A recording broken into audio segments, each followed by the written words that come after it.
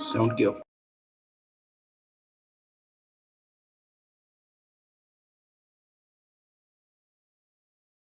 There's azan going on in my place as well. So let us mute ourselves. And then when the azan is over, we can start.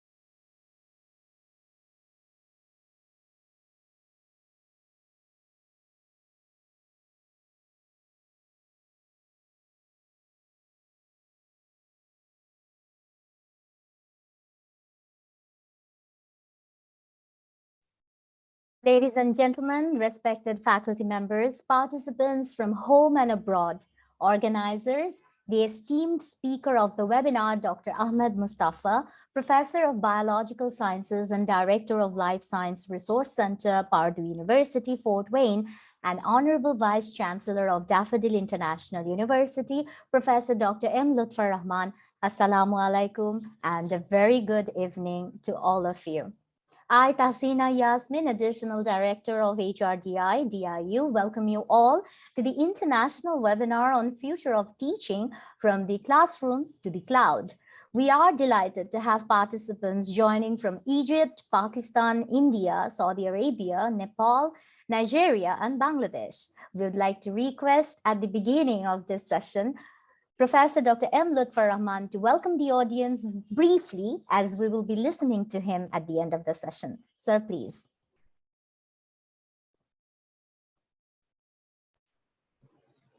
Thank you, Tasina. It's a pleasure for me to meet you and the international guests for this webinar. On behalf of Daffodil International University, I welcome you to this important seminar of the time, and my salam and good evening to all of you from Dhaka.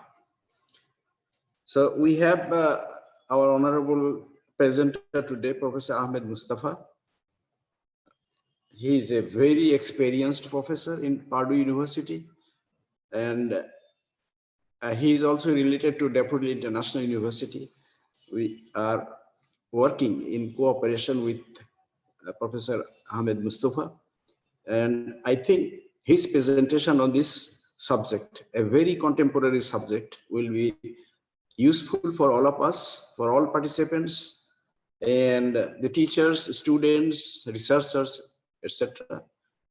So about Daffodil International University, since 2020, I think March, some date I can't remember, about 18 or something, we are on online education.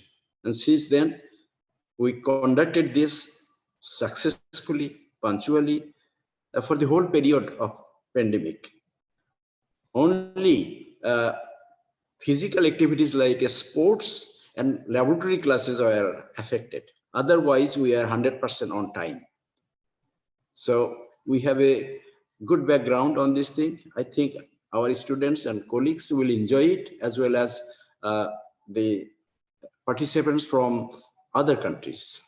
So Professor Ahmed Mustafa, I welcome him on my behalf, on Daffodil International University's behalf, to this seminar, to this webinar, to present your work. So you are welcome now, Tasina. Sir, thank you. I will take the floor because I'm supposed to introduce Dr. Mustafa to the audience. I know many of us actually know him. We have worked with him because he is a friend to Daffodil.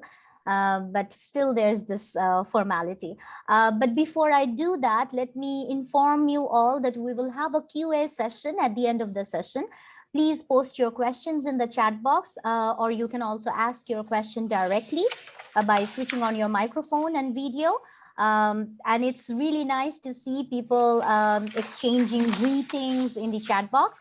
And when the session goes on, please switch off your microphone and turn off your video so that we can have an uninterrupted session. Now, let me introduce you to the facilitator of the webinar. Professor Ahmed Mustafa has always been passionate about research and teaching. At Purdue University, Fort Wayne, he teaches physiology, addiction and aquatic biology and pharmacology, and he takes an active role in the service of students. His research concerns stress and immunity of aquatic life and prevention of diseases with alternatives to drug therapy. Professor Mustafa is known for actively involving students in research. Under his tutelage, numerous students have successfully received grants to support their own research, presented research findings at regional, national, and international scientific meetings, and received awards and co-authorships in peer-reviewed publications. Many of those students went on to pursue postgraduate work in doctoral, medical, and pharmacy programs.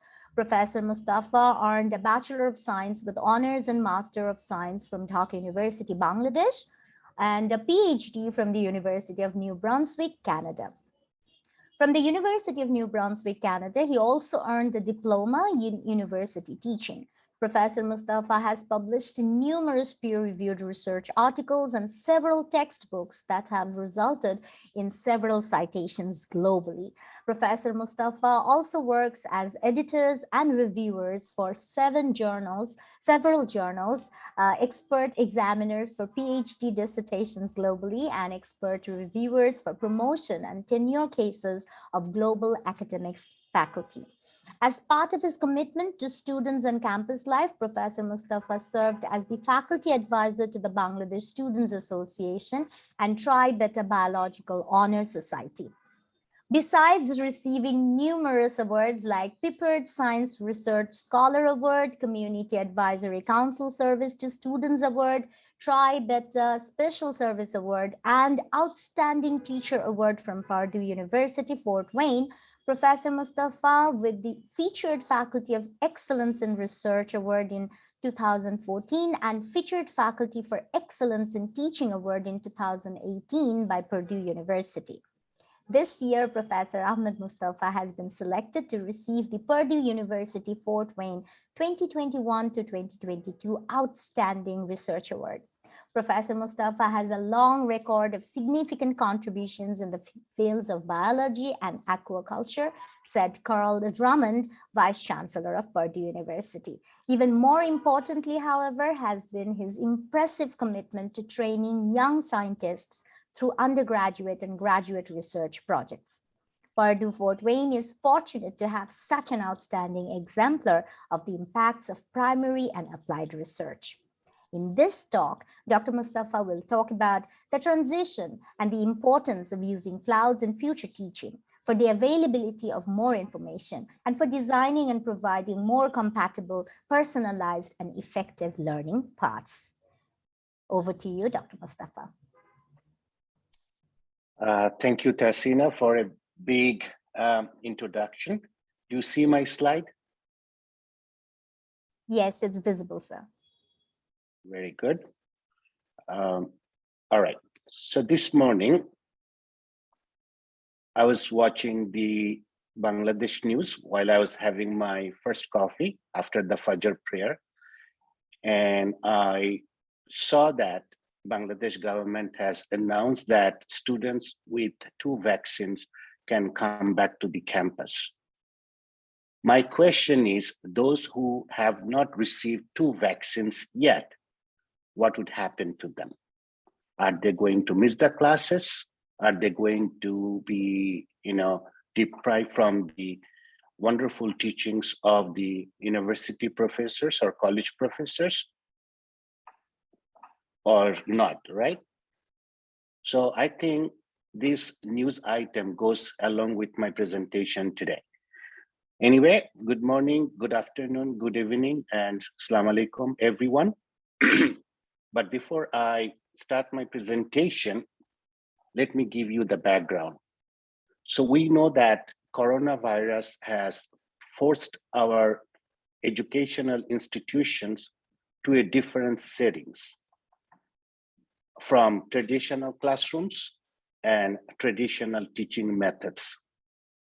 Sometimes we are teaching face-to-face, and sometimes we are teaching online.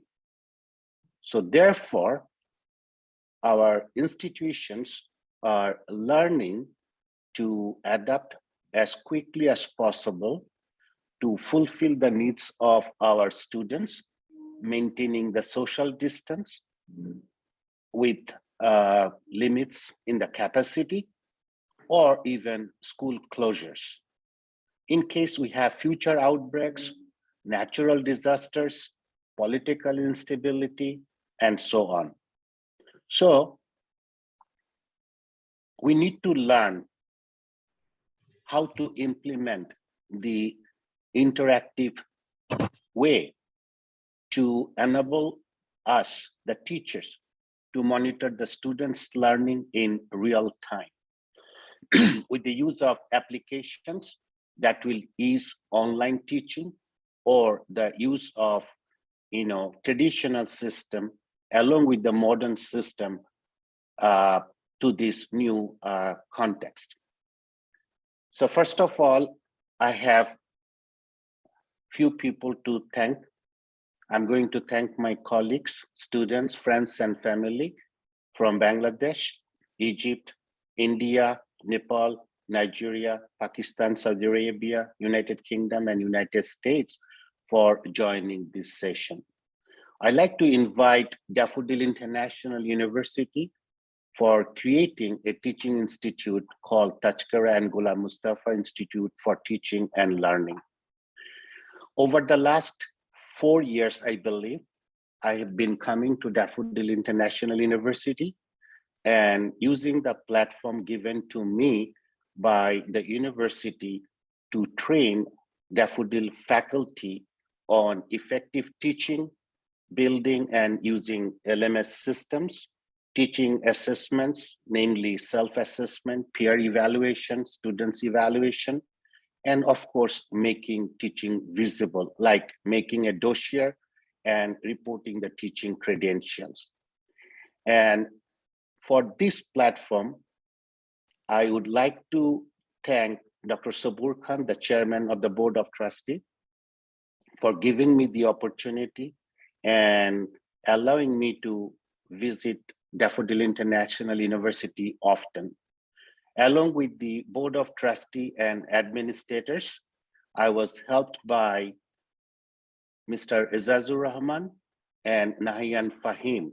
They have been wonderful instruments over the last 4 years to help me with all those training sessions and so on.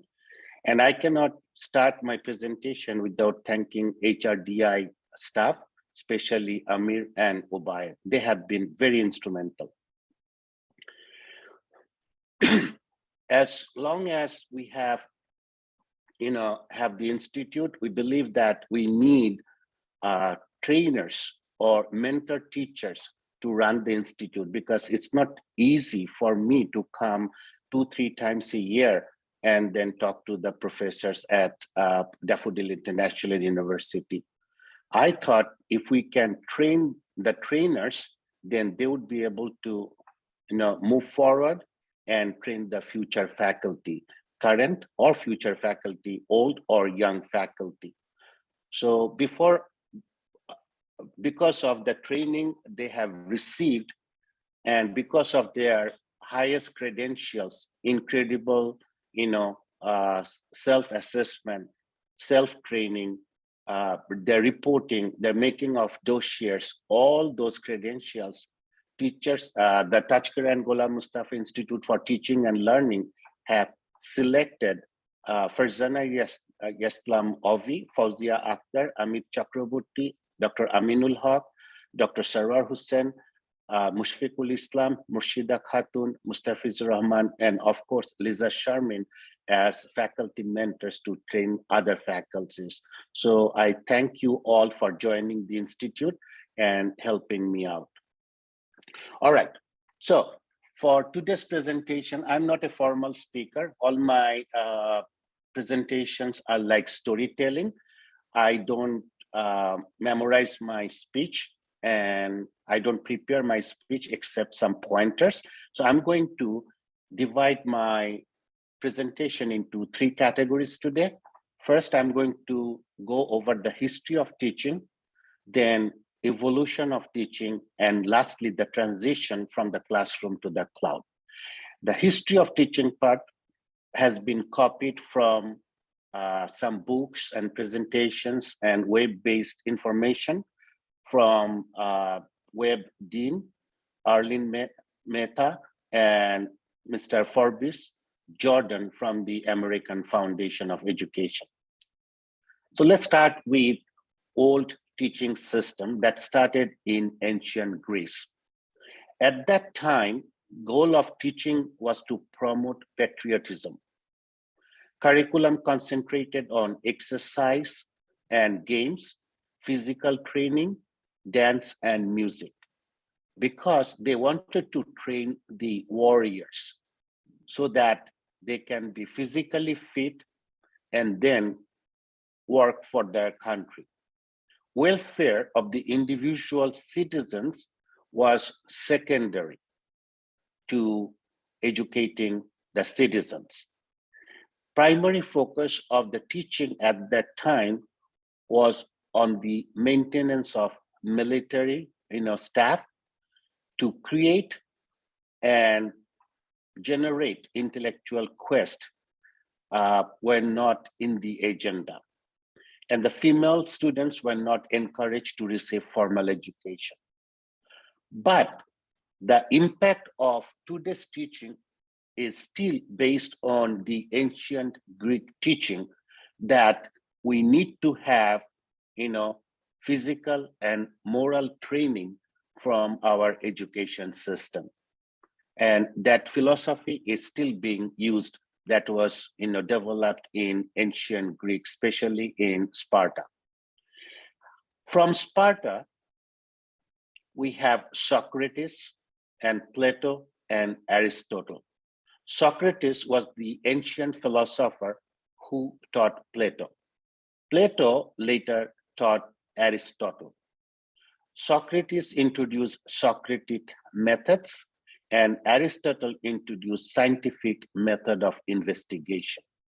So what is Socratic method? Socratic method is eliminating the false opinion and assumption and use of experience-based, knowledge-based questioning process that would analyze the results and finally tell the students to help them build their intellectual property, build their knowledge on discovery of ideas and concepts.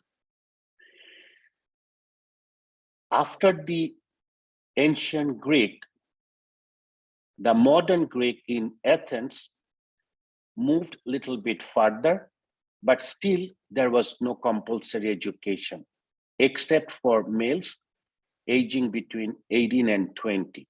And again, that was the age for military training. People believe that girls were not getting education at that time, but some archaeological evidences do not support that. Based on the archaeological evidences, it is believed that girls were included in some kind of education. And I believe that that was because of making the women physically fit so that they could produce healthy babies, not for other type of education. The effects of Athenian education or Athenian teaching on today's teaching is the following of Socratic teaching methods. That means importance of reasoning, and based on the reasoning, creating new ideas or discovering scientific methods to solve problems. From the Greek teaching, we can move to teachings in the Middle Ages. This is the age when there was a collapse of Greek civilization in the 5th century. It's between the Greek civilization and the Renaissance period. Public education was almost gone during the Middle Ages, and the teachings were controlled by the churches. The church teachers developed a curriculum that included grammar, rhetorics, logic, arithmetic, geometry, music, and astronomy. During the Renaissance period, it is the period between the Middle Ages and modern Europe, when there was a transition of modernity. And at that time, teachings returned to focus on the classics of the ancient curriculum, meaning going back to reading, writing, speaking, learning about Greek classics, and study of history. After the Renaissance period, during the period of Reformation, and this is the period when the Protestant Christians came to Europe, and they started to develop the new method. They tried to splinter the Catholic Europe and using their technique for modern era. When Protestants began to teach, they started to teach the Bible, and they started to print the Bible in the vernacular form which needed a shift for literacy. So people needed to learn the language. They should be able to read and write. So therefore, there was a big pressure on literacy movement. Vernacular schools offered instructions in the native languages for reading, writing, mathematics, and religion.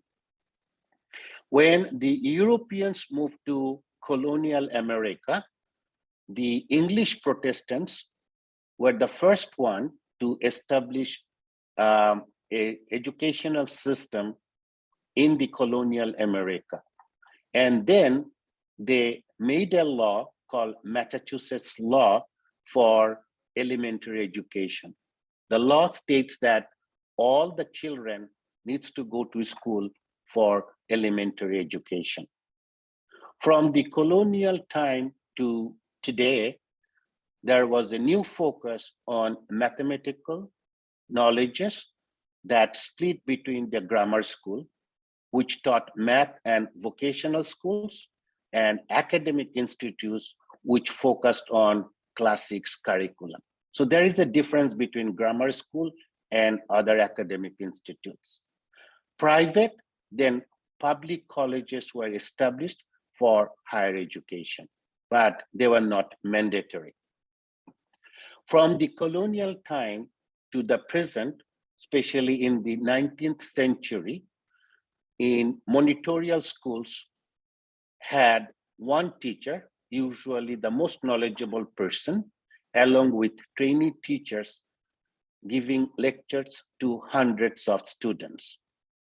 And at that time, because the younger people were working during the weekdays, they also have started Sunday schools to allow young students to come to the school and then pick up the information that they have missed over the weekdays.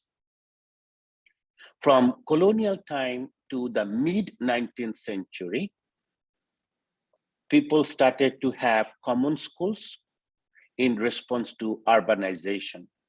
With the civilization and urbanization, many people started to migrate to the cities and they needed more schools and colleges.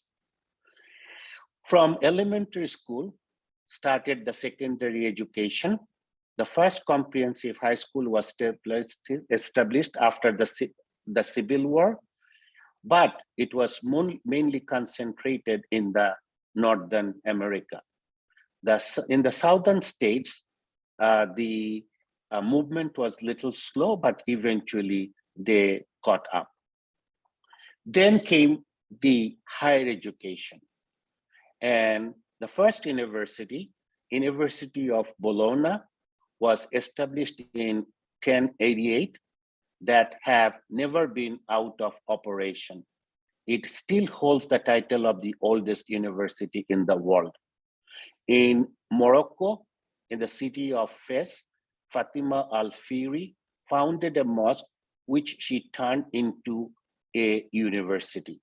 And today it is recognized as the oldest existing university in the world. So that was the history of teaching. Today, all children are required by law to attend the schools in most countries. Students in public schools are provided with many support systems, and scholarship opportunities for college and university students are now established to help meritorious and needy students.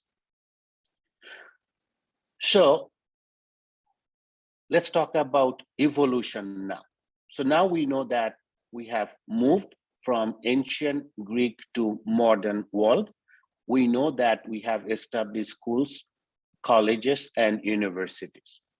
So in terms of evolution, until recently, teaching has been confined to classrooms, strictly associated with teachers, accompanied by blackboards or whiteboards and textbooks. But during the 20th century, traditional education, science, technology contributed to immense progress. And because of this progress, now you can see the life expectancy on an average in the world moved from 45 years to 75 years. However, in the recent past, much has happened. Now, students are all connected with virtual environments at all times. Now we have e-learning. Internet has created a great impact on our education systems. Learning resources are now available online. Online teaching platforms have been developed very fast due to internet. Online multimedia learning environments have created opportunity for more interactivity and learner-centered environments. Tools are available as the learner's needs. Student is an active partner in the learning process, and the course is continually renewed through feedback from the learners. Learners now can assess their own progress. E-learning helps the learners to identify the progress they have made. They now understand what they have studied, how much effort they have put into the learning, what is their progress up to date, and what they should know, they should do, know, and do for the next, for better progress towards achieving their goals and qualifications. Learning methods or teaching methods have been changed to synchronous teaching, asynchronous teaching, instructor-led groups, self-study, and of course, web-based audio-video streaming. There are a lot of advantages on e-learning. Internet has started reshaping the education, that is teaching. Education will not be the same in the next decade. There is no going back. And the traditional classroom has to be transformed into cloud-based environment. So the take-home message from the history and the evolution of teaching is, we have the obligations to build an e-learning culture. We have no choice. So I'm moving to the third part, the transition from the classroom to the cloud. Online teaching or learning is actually the future, and future is actually the present. Due to pandemic, over the last 2 years, we have transitioned from the classroom to the cloud very quickly. That would otherwise happen in a decade or over 10 years or more.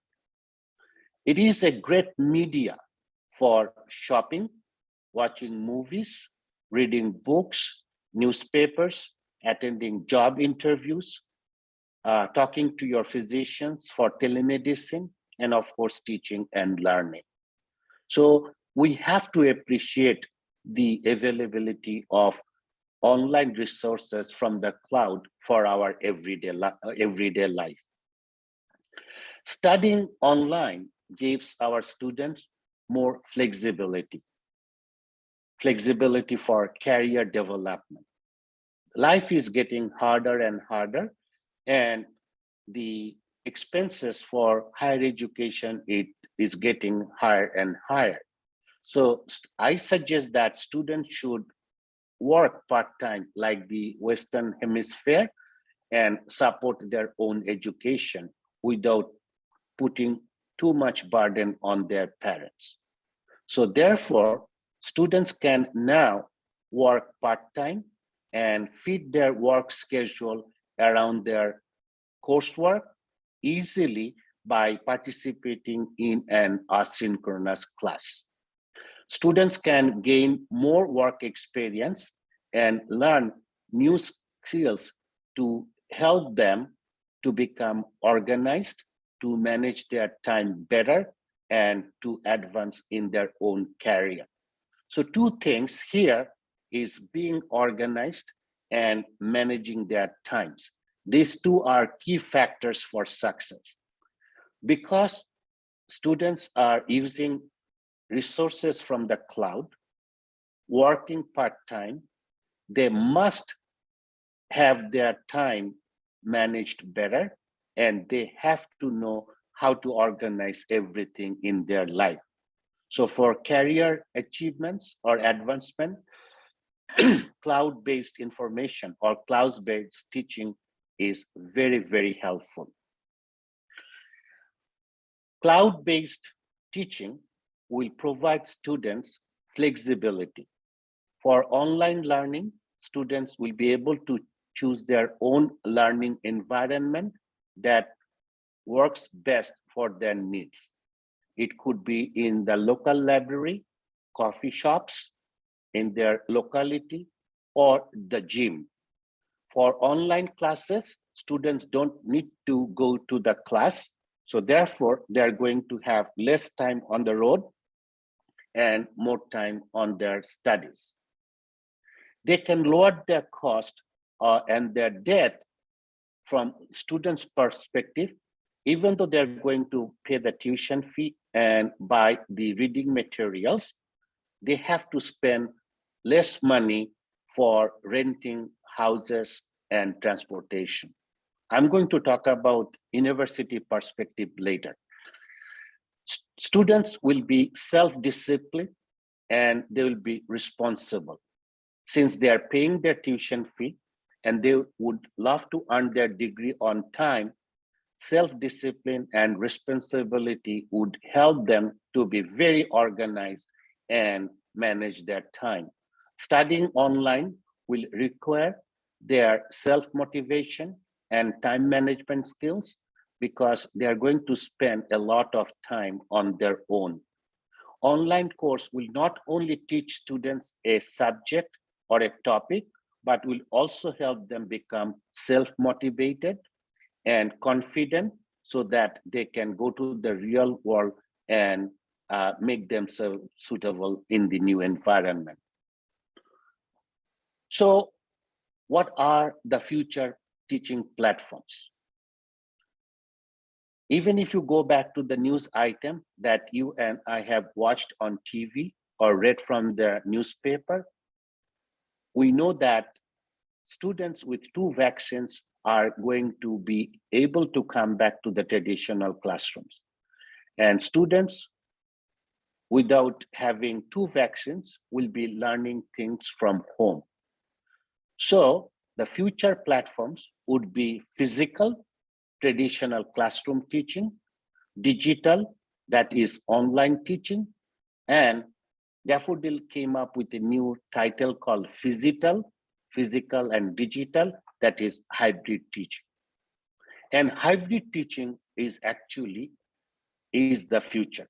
I'm not against traditional classroom teaching. I'm not in favor of online teaching all the time, but personally, based on my experience over 35 years of teaching, and one of the pioneers in online teaching, yes, I started teaching online from 2003. So I believe that hybrid teaching is the future. What are the benefits of going to the cloud? The first one is combining quality with quantity. We have the opportunity now to fulfill our educational promises that was never carried before. Cloud-based education will expand the quality of education because we'll reach more students than ever before. We'll be able to teach students face-to-face in the classroom. We'll also be able to have another section online with synchronous or asynchronous mode. Synchronous meaning we can have our video camera on and disseminate our information to the students using internet, or we can record our lectures so that students working at that time will be able to access our materials later on. There is a benefit about asynchronous teaching or recorded teaching. Students who could not be attentive in the class or students who were busy during that time would be able to listen to the recorded lecture or watch the recorded lectures multiple times. All the medical schools in the United States of America and Canada are using both synchronous and asynchronous teaching. So the professors come to the class, they give the face-to-face lecture, and their lectures are automatically recorded and they go onto the cloud. So students, I'm talking about medical students who were on the round attending the patients, could come back, listen to the lectures when they are driving, when they're at home, or at their free time. And if they did not understand the materials at one time, they could repeatedly watch or listen to the recorded lecture and get the grasp of the information. Using cloud, teachers will be able to involve more actors, more resources, and develop strong analytical capacities among their students.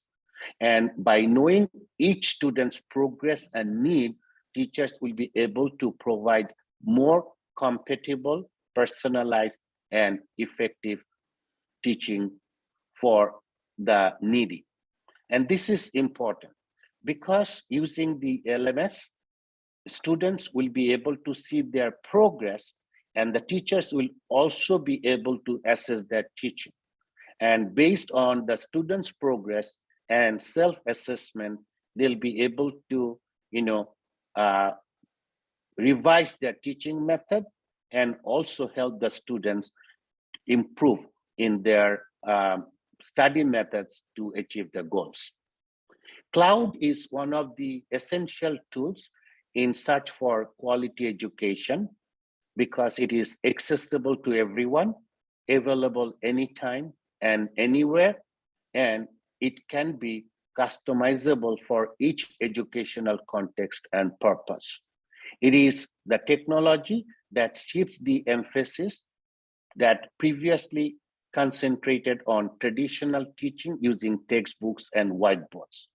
And cloud-based teaching is more efficient, more secured, and practically unlimited in terms of resource capacity. It is totally practical to implement learning environments shared by students, teachers, and educational managers like administrators in terms of intelligent and integrated platforms. The adoption of cloud-based learning environments will include virtual rooms accompanied by a traditional learning environment or services, and the incorporation of digital resources and other elements. Teachers will be able to monitor the performance of each individual student, and that will allow the teachers to customize, personalize teaching for the benefits of the students. In terms of institutes, I said it is low cost for the students. In terms of institutes, from the institutional perspective, there would be low cost because educational institutes will be exempt for permanent the updating the classrooms, hardwares and softwares, reduce the cost of demands, involvement, and time. And educational benefits, therefore, will be immense in the adoption of clouds for institutes, for students, and the teachers. There are some disadvantages, but there are more advantages than disadvantages for using the cloud. Classwork can be scheduled around personal and professional work. Cloud will reduce the travel cost and time to and from the institute. Students may have the option to select learning materials that meets their level of knowledge and interest. Students will now can study wherever they have access to a computer and internet. Self-paced learning modules will allow students to work at their own pace.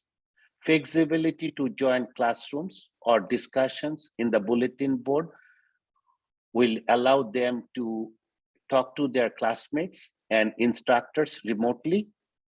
Different learning styles will be addressed and facilitated for learning that will occur through varied activities. Development of computer and internet skills will be transferable to other facets in learners' lives, and successfully completing online or computer-based courses will build self-knowledge, self-confidence, and will encourage students to take responsibility for their own learning. So I said I am in favor of hybrid teaching. Hybrid teaching or blended teaching will combine both cloud-based tools with traditional classroom teaching to ensure maximum effectiveness. Hybrid teaching will offer face-to-face interactions leading to social benefits, personalized system for instructions with minimum interactions, improve retention and reinforcement through follow-up tools available in the cloud. Hybrid teaching would be highly flexible based on the learning style and level of the audience. So going through the history, evolution, and the transition from the classroom to the cloud, the take-home message for us is the more we invest in the cloud today, more we will get the innovations which will make it possible for everyone to learn all the time and on our own unique and personalized way. So the last message for the teachers, yes, we have to build an online culture. We have to build an e-learning culture. We have to learn how to transition from the traditional classroom to the cloud. I'm not against the traditional classroom teaching, but I'm in favor of learning the online culture so that we can help our future citizens to come to the class and learn from us face to face, and students who cannot come or who come to us from remote areas will be able to join us remotely using the cloud. And using the cloud, we'll be able to use a lot more resources than one textbook and rotten brown paper notes that we have been copying years after years. With that, I thank you everyone. But as Tasina mentioned, I'm open for question and answers. Thank you very much. I wish I could finish reading the last slide because there was this interesting quote by Winston Churchill. You want me to go back? No, it's okay if that's a trouble. Okay. That's okay. All right. Okay, let me put it up. It's a nice one. Yes. It says success is not final and failure is not fatal. It is the courage to continue that counts. Wow. So we have to be courageous to learn the online culture and use the resources from the cloud. That's what I meant. Yes, and it has got a nice ring to it because in English, we call this kind of tactic alliteration. When you have this similar sound repeated, final, failure, fatal, courage, continue, counts. On behalf of all the participants, thank you, Dr. Mustafa, for that invigorating discussion. And yes, now we will be open for a QA session. The floor is open. And I will also call upon several participants whom we know for sure, and we would like to have some comments or questions from you. As far as the chat box is concerned, I don't see any question. So if anyone wants to ask any question, you can unmute yourself and directly pose your question to Dr. Mustafa.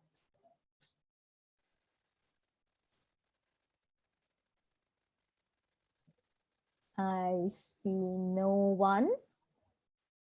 Well, we have from Egypt, Dean, Professor Dr. Maha Alashmawi. Can we hear briefly from you, please?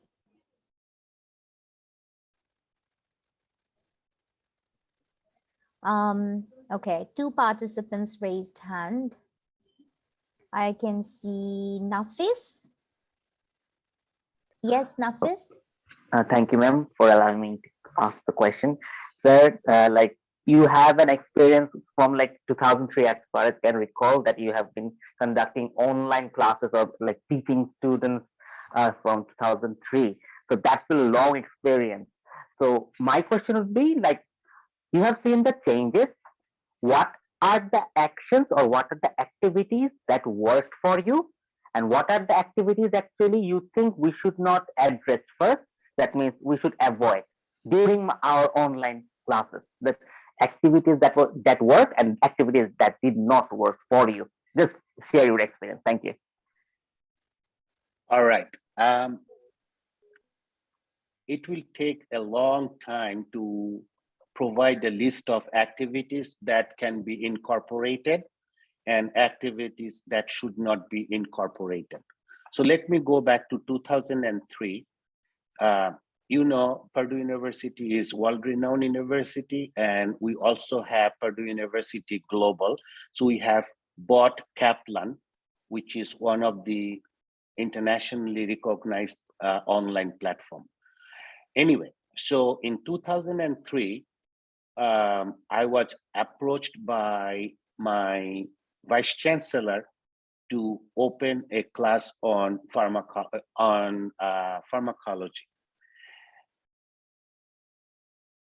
Yes, pharmacology. And then in 2004 for addiction. So pharmacology, why pharmacology? Let me give you a brief history.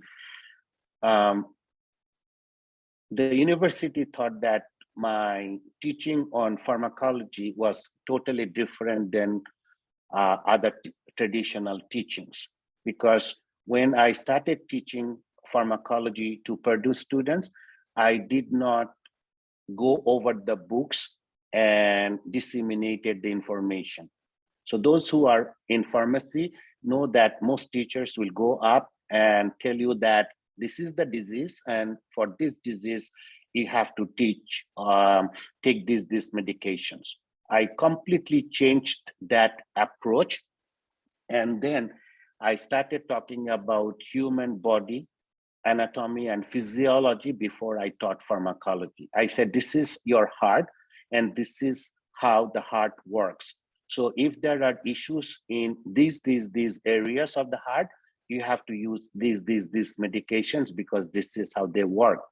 And the university found that interesting, and they thought that instead of teaching students on one campus, I should teach all the students from 6 campuses of Purdue University. That's how I started teaching online in 2003. But then in 2004, I created a National Science Foundation sponsored class on addiction. Addiction was on the rise, and then we needed to educate our students, our citizens, our police officers, our law enforcement officers and lawyers on addiction. So together with a cell biologist, as a psychologist and criminal justice professor, I created that course, and that was recognized as one of the 16 model courses nationally. And because it was a national course, I had to teach students from not only from United States, but from USA, Canada, Europe, Russia, and other places, and US soldiers based in Japan and Korea and Philippines and so on. Anyway, so that's the start of online classes. What are the things you should do and what are the things you should not do? It's a very difficult question. At that time, it was synchronized, and for the synchronized class, I did not get 100% attendance because students were participating from different countries. So I created asynchronous class systems with synchronous classes. What does that mean? Most of my materials were placed on internet and they were studying on their own, but then I had a chat session. At that time, there was no Zoom, there was no WebEx, there was no Google Meets, and so on. So we used e-learning tool like another LMS platform, and we had a chat session. So using the chat session, I had 2-hour weekly chat session with all the students. So that's how I developed the asynchronous class sessions. Anyway, things you could do, things you cannot do. There are a lot of things you can do, a lot of things you should not do, because there are cheating involved, exams involved, and so on. So over the last 18 years, we have moved, we have learned a lot. Now we have web browser lock. We can lock the web browser so that student cannot open any other browser in their computer except for the exam, and so on. So I don't want to waste time of other audience here. If you email me, shoot me an email, or you want to talk to me over the Zoom, I can talk to you about the list. But I'm telling you, if you are from Daffodils, join the Teaching Institute, and the mentors that I mentioned, the 9 of them, they know how to make a list of things that should be included and the list of things that should be avoided. Thank you, sir. Professor Maha raised hand. Dr. Maha, we gave you floor earlier. If you can speak now. Okay, thank you very much. Thank you, Dr. Ahmed Mustafa. Thank you for your very wonderful presentation. But I want to ask you a question, please. Sure. Yes, about your presentation about the history of teaching and learning. I think that all the ancient Greece were learned first in Egypt, as this history was recorded. So why you didn't begin with the ancient Egyptian in your presentation? Very good question. And I knew that that question would come, because Greek and Egypt, geographically, they are very close to each other. We cannot avoid Egyptian history, and we cannot avoid Indian history or Chinese history as well. But my focus was not the history. I just wanted to tell my audience that, we moved a long way to establish the teaching methods from one-to-one, like, Socrates to Plato to Aristotle. We have moved from one-to-one teaching to the classroom settings. And then we have evolved a lot from traditional classroom to cloud-based teaching. Yes, I could have, included Egypt or the Spanish history or Chinese or Indian history. I did not, because I wanted to save time, and I apologize for that. Oh, no. But when we talk mainly on the history, we should set the beginners. So the origin, that's right. What Egypt. Right. You are absolutely right. And I appreciate your pointer, but my focus on classroom teaching, of course, Egypt started, that was one-to-one. So my focus was on group teaching or classroom teaching. Yes, okay. But you are absolutely right. Okay, thank you very much. Thank you very much. I appreciate that. Thank you.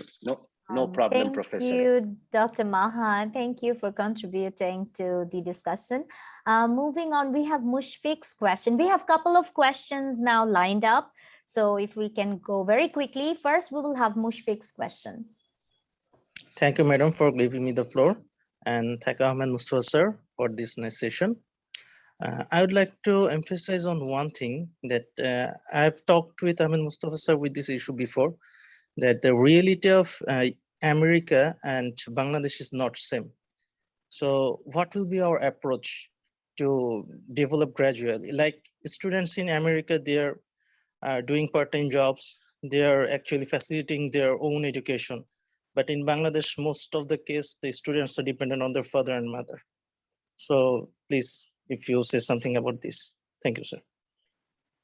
I think it's time for younger generation in Bangladesh to transition from their dependency on their parents to self-dependency. There are a lot of private universities, including Daffodil International University, and you know that tuition fee is very, very high. For a small middle-class family with 2 kids at least, would be very difficult for the parents to send both kids to private universities and cover their expenses. So students should start helping their parents as well. When you grow up as an adult, you should start, developing the self-support system. Like many of you do the private tuitioning, private tutoring. You can also go and work in corporates and then earn your own money and then take classes. I'm not saying you have to work full-time and take classes in the evening. Yes, that is an option. But if you have traditional and online learning system or online degree system, both available simultaneously, students who can afford to come to the class will come to the class, and students who cannot afford to come to the class will be able to get the degree online. For example, students from remote districts like Rangpur, Dinajpur, if they come to Dhaka, the capital city of Bangladesh, would be very, very costly for them, not only to cover the university expenses, but also their living expenses.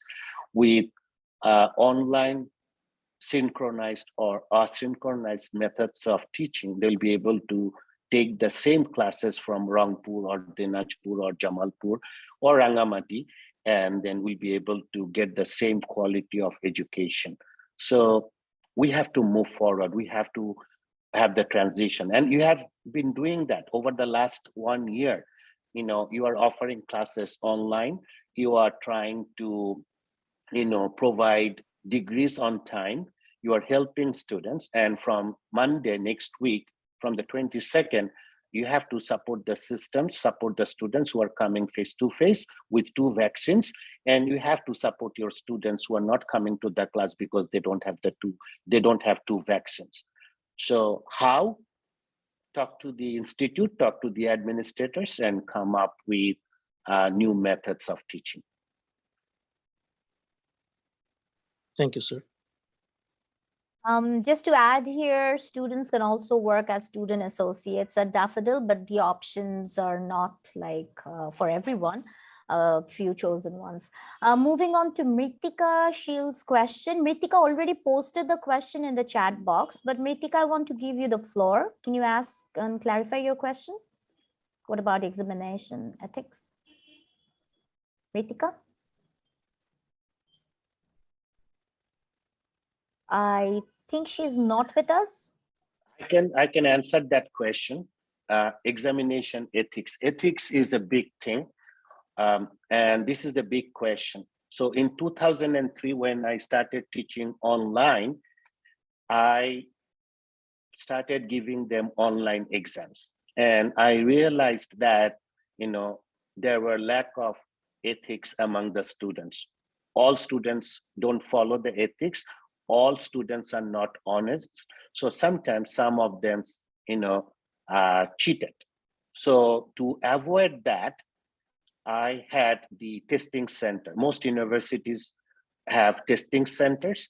So I asked the students to go to the testing center and take the test online using the computers available in the testing center.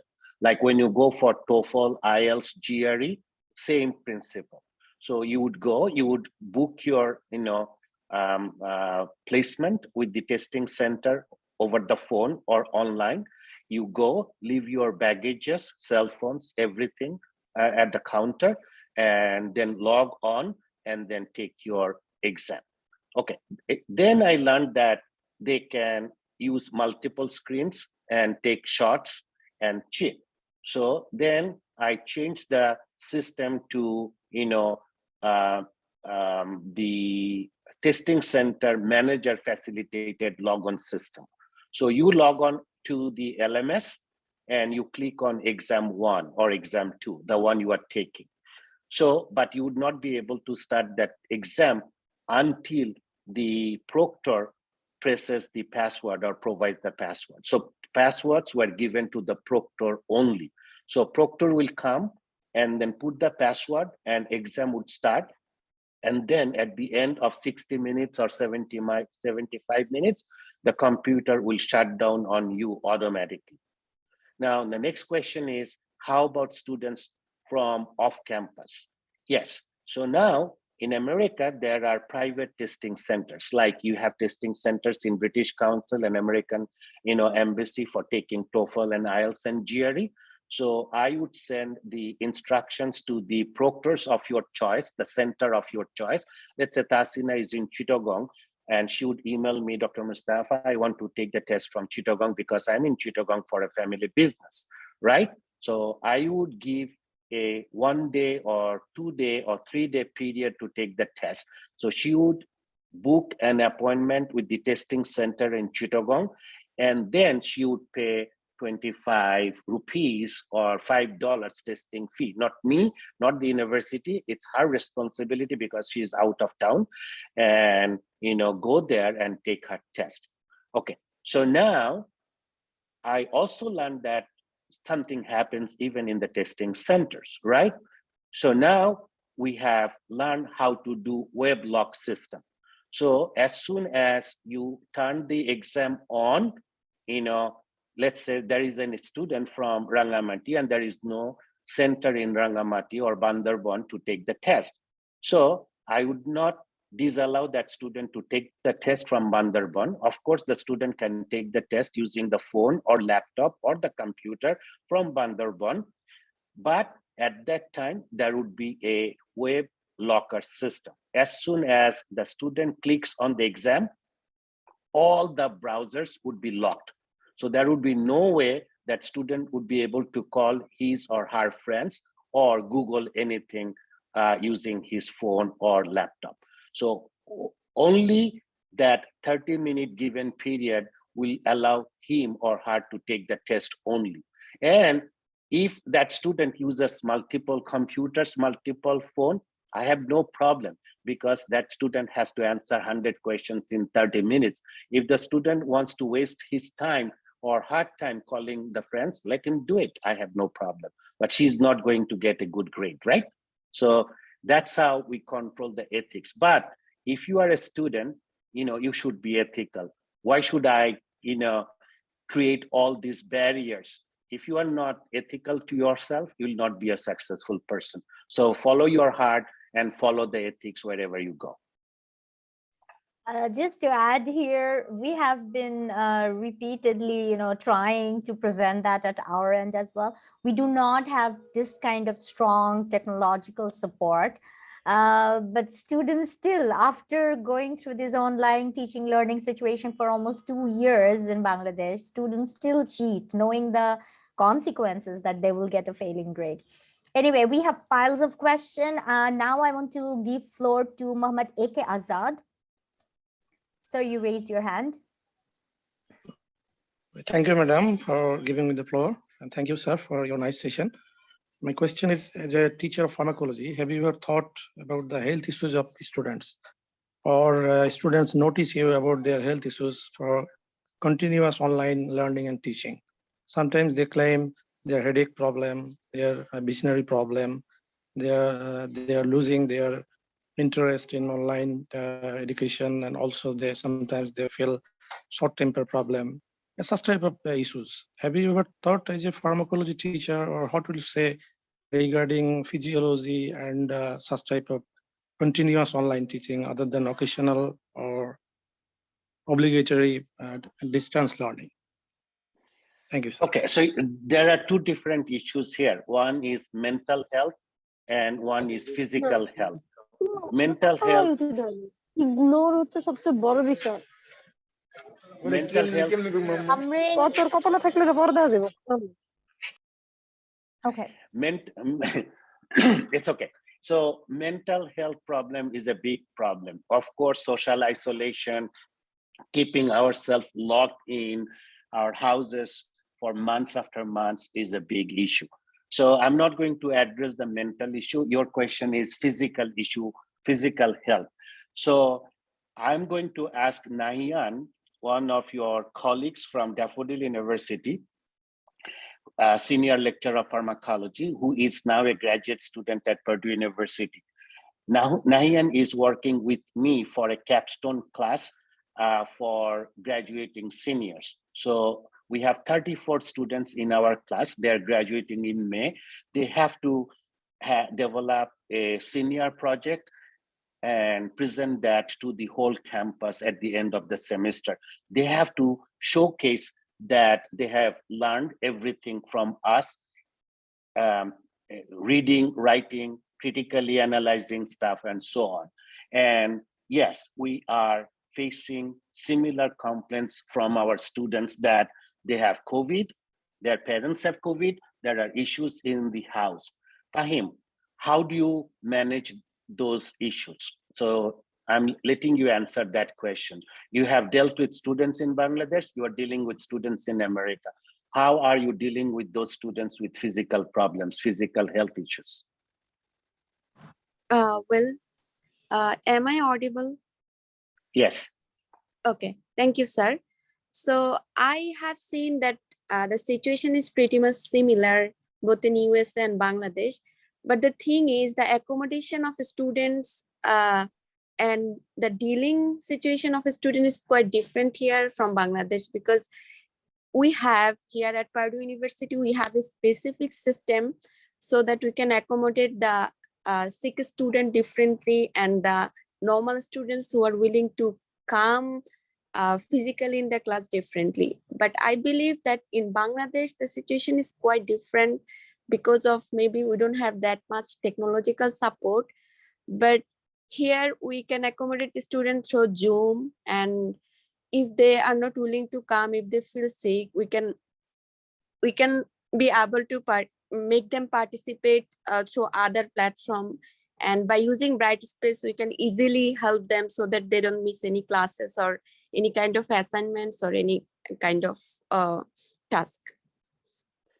So we have Brightspace, which is one of the most developed platform for online teaching. We have all our resources available online. If a student is not feeling good physically, if the student is sick, the student will have resources available online. In terms of presentation, if the student is supposed to present or participate in the discussion based on the student's health, the student is allowed to be connected with all his fellow students through multimedia system. All our classrooms are equipped with camera. So whatever we are doing in the classroom will be open to the students who are attending from remote areas, so they can participate. In terms of exams, if it is online exam, we keep our exams open for 3 days, 72 hours. So nobody can complain that, I did not, or we did not allow him to provide him with enough time to take a 60-minute exam. Can you not take a 60-minute exam within 72-hour period? Yes. So you can take that exam, you can complete your assignment, you can participate in discussion thread whenever you feel better, after having a cup of green tea or after taking a 5-hour nap. When you wake up, when you feel fresh, go back to the computer and do your assignment. And everything is web locked, browser locked. So there is no way that a student can complain that we did not provide him with enough resources. I hope, Azad, we have answered your question. So my question somewhat different. That is, they are claiming they are facing some problem due to continuity of online education. They are facing some headache problem. They are facing some eyes problem, loss of temperament, such type of claiming they are actually doing? Okay. It's difficult for me to answer that question. Can I ask those questions? Are they watching movies on Netflix? And when they watch movies on Netflix, do they have problem? When they go for shopping on Amazon, do they have problem? When they buy a train ticket, bus ticket online and use their phone to ride on the bus, do they have problem? So are they going to be nondolal and then keep themselves locked inside the room 24 hours? I mean, things are being transitioned, things are being moved.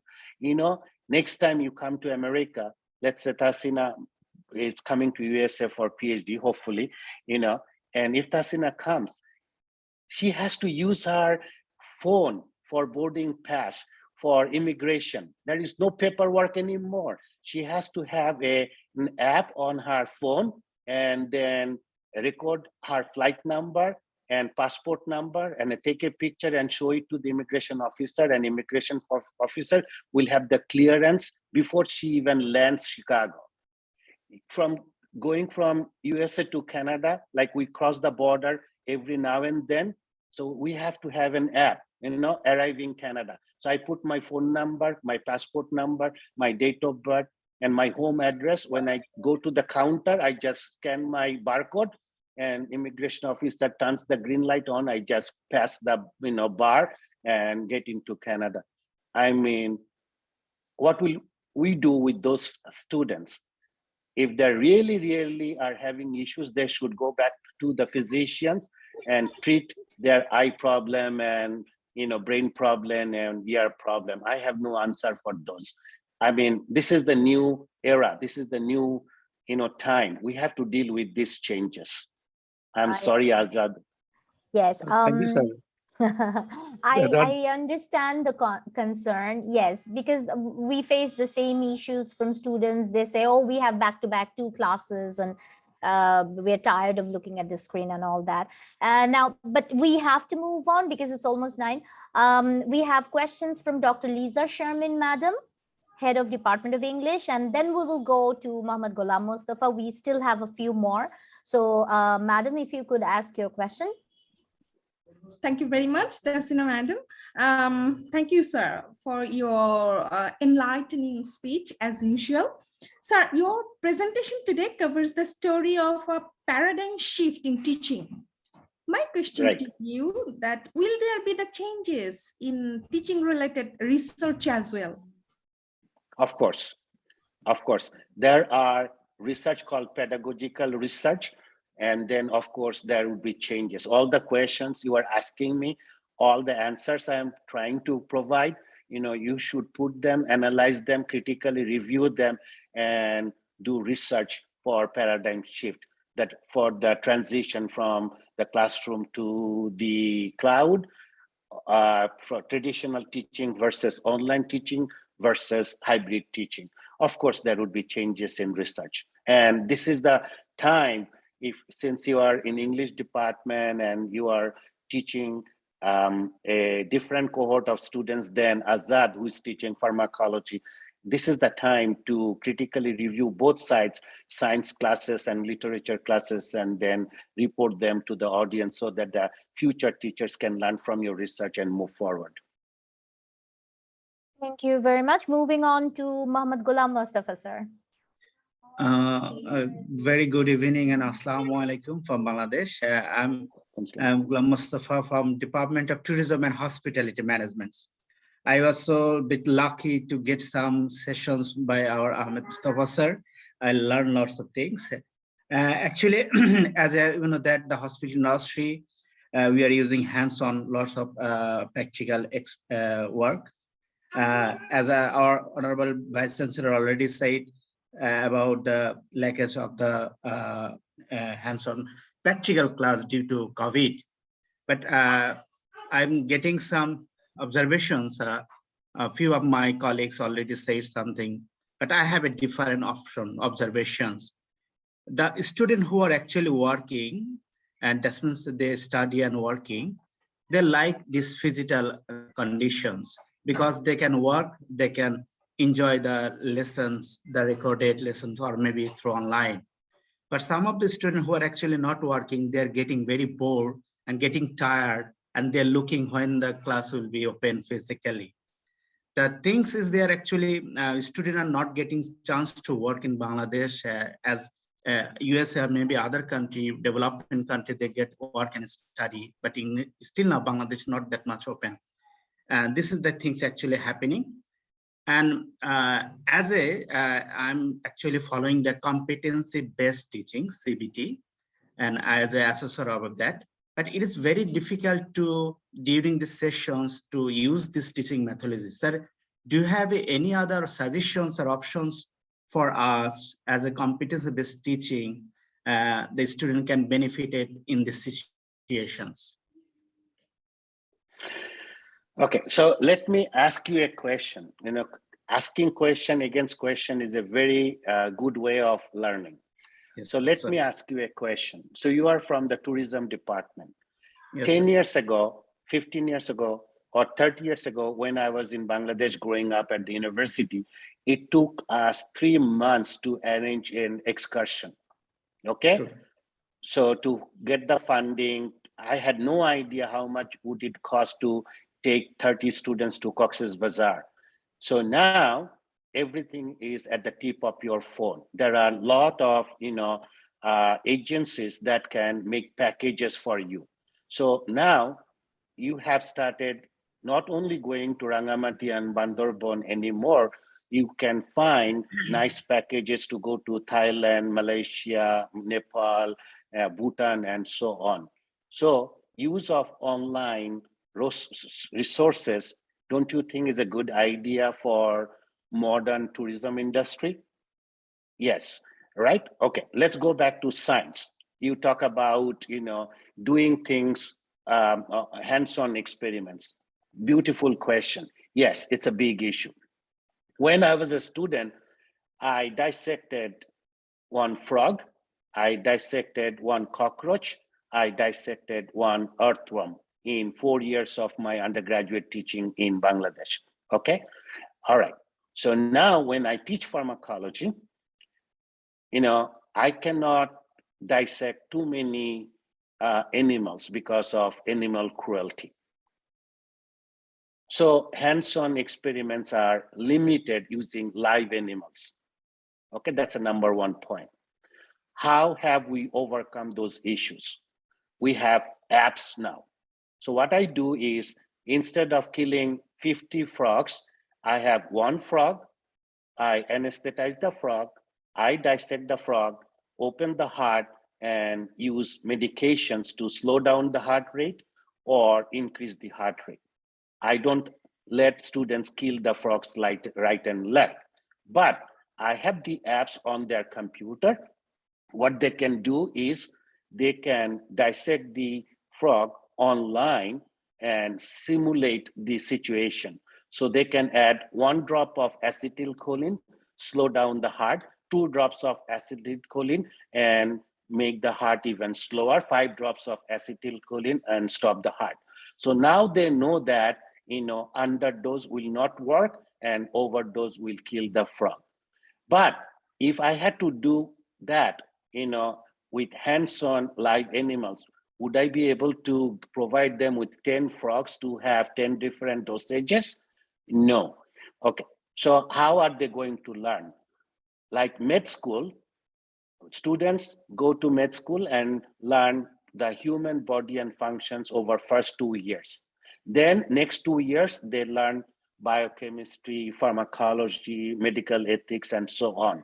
But they're not allowed to operate on you. Then they become residents, interns. They go with the senior professors, and then they learn hands-on experiments.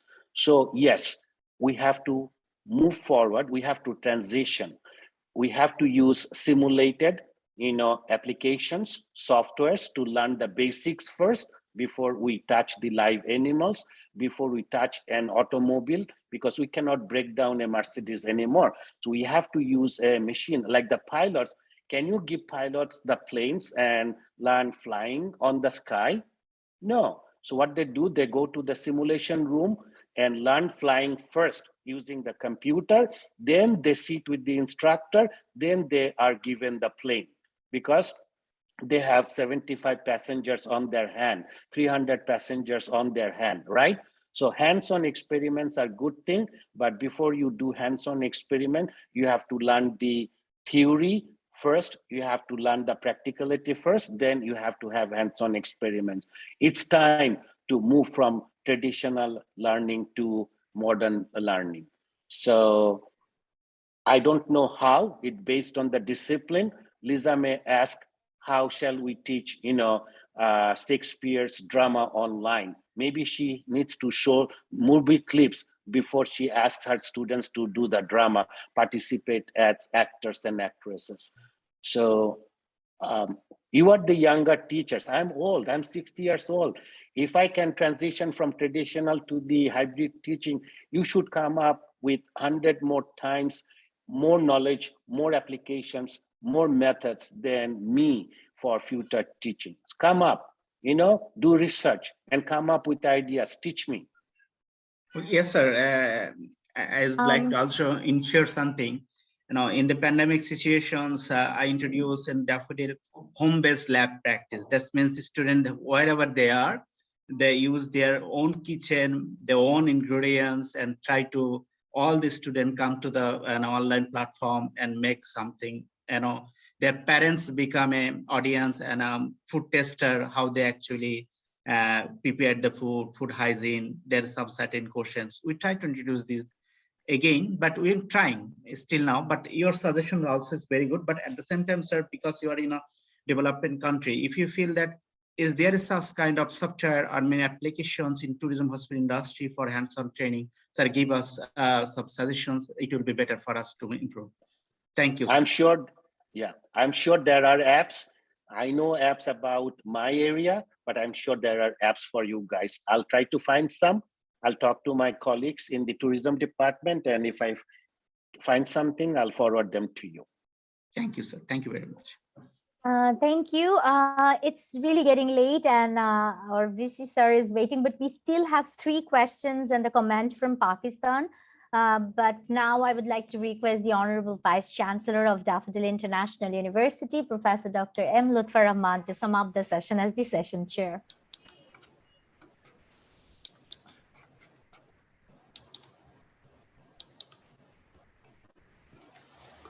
Hello. Respected presenter, dear participants, colleagues, students from all over the world. The presentation was excellent, illuminating, inspiring for all of us, I believe. The history of the development of education was very interesting. And you focus right from the beginning, from ancient time until now, up to the cloud. So that's excellent coverage of it. And I think my colleagues, students, and all of us are surely benefited from your presentations and deliberations.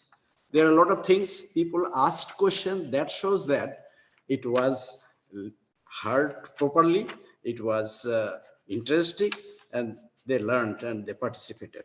So thank you all for all of this. Now, I just want to mention one question that comes to my mind, and that is, as you explained very nicely, the classes are divided. You mentioned physical and digital, which we introduced here in Daffodil International University. You mentioned synchronous, asynchronous, online, hybrid, and traditional, so many words. Now, when we are moving faster towards the future, you see, what would be the physical nature of the campuses? Now, at present, there are big universities, big fields, big buildings, big laboratories, and a big investment. But the way it is going, the students are divided in different areas outside classroom. So do we need bigger classrooms or less classroom, big campus or big buildings? What is your vision about this thing? If you could give us your reactions. But before that, before we hear from you, I would like to thank you, everybody, especially Professor Mustafa, because I want to conclude it now, and you will finish it with this comments. And I must thank Heiser DI of Daffodil International University and the Institute, Taskira and Ghulam Mustafa Institute for organizing these things. So thank you, please give it up. So now I am back to Professor Mustafa.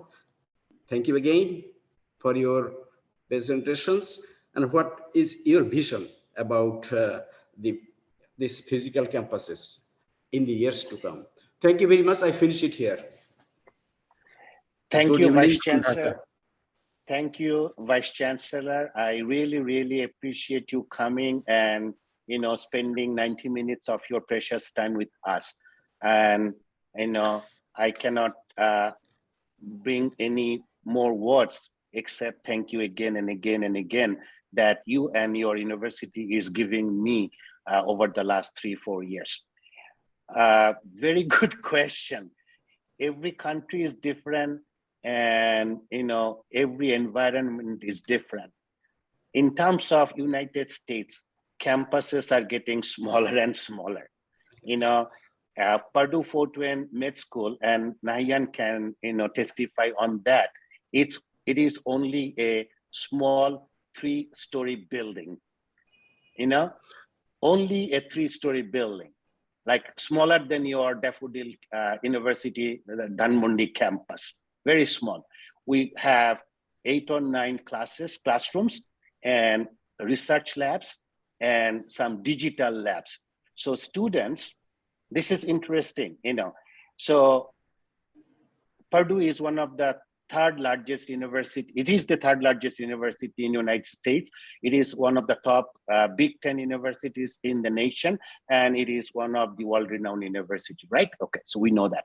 So now, this may sound little bragging, but I'm not bragging it. What university is doing, we have 3 big campuses: Purdue West Lafayette, main campus, Fort Wayne campus, 2nd largest campus, and Northwest, close to Chicago, the 3rd campus. And we have also small satellite campuses. The classes are getting smaller, rooms are getting smaller, because they are now picking the best teachers from each campus and then giving us incentives. This model may not work for you, but this is the model we are using. So I teach pharmacology, and the university thinks that I'm the best professor in pharmacology out of all 3 campuses. So when I teach pharmacology, I teach from my campus, and the students from other campuses are connected digital. Yeah. Now in med school, we don't have full-time professors anymore. So we have 3 or 4 lecturers who come and manages lectures, traditional lectures, anatomy lectures and physiology lectures. But when the time comes for cancer, time comes for GI, time comes for urology, then we bring in expert doctors, and they are associate adjunct professors to our med school. They're not full-time professors. They come, they give lectures, and all 6 campuses of all med schools listen to that urologist or cancer biologist simultaneously. Okay, so in terms of physical areas, we are actually getting smaller and smaller.